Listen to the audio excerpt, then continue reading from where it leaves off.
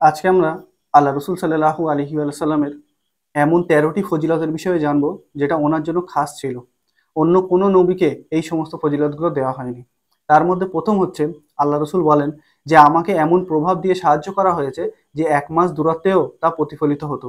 তার মানে ওনার ব্যক্তিত্বর কথা বলা হচ্ছে, যে ওনার ব্যক্তিত্ব কত উচ্চ মর্যাদার ছিল। 2 নম্বরে আল্লাহ রসুল বলেন যে সমস্ত জমিনকে আমার জন্য পবিত্র ও সালাত আদায়ের উপযোগী করে দেওয়া হয়েছে। 3 নম্বরে আল্লাহ রসুল বলেন যে আমার জন্য গনিমতের মালকে হালাল করে দেওয়া হয়েছে, যেটা আগে সমস্ত নবীদের জন্য হারাম ছিল। 4 নম্বরে আল্লাহ রসুল বলেন যে আমাকে শাফাআতের অধিকারী করা হয়েছে। এর মানে হচ্ছে কেয়ামতের দিন যখন সমস্ত নবীরা নাফসি নাফসি করবে, সেই সময় আল্লাহ রসুল সাল্লাল্লাহু আলাইহি ওয়াসাল্লামের কাছে সমস্ত উম্মত গিয়ে বলবেন যে হে আল্লাহ রসুল, আপনি আমাদের জন্য আল্লাহর কাছে দোয়া করুন যাতে হিসাব কিতাব শুরু করা হয়। আল্লাহ রসুল দোয়া করার পরেই এই হিসাব কিতাবটা শুরু করা হবে। 5 নম্বরে আল্লাহ রসুল বলেন যে সমস্ত নবীকে নিজের কমের কাছে পাঠানো হতো, কিন্তু আমাকে পাঠানো হয়েছে পুরো বিশ্বের জন্য।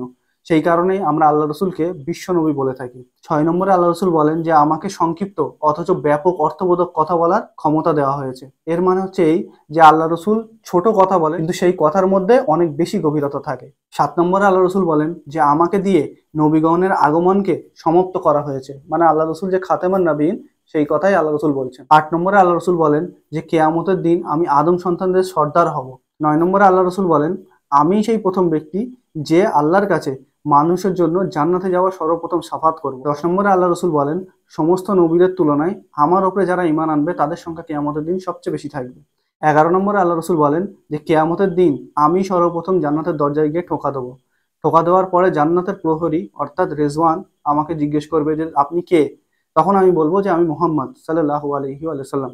তারপরে সেই জান্নাতের প্রহরী বলবে যে আমাকে হুকুম করা হয়েছিল যে আপনার আসার আগে আমি যেন জান্নাতের দরজা না খুলি।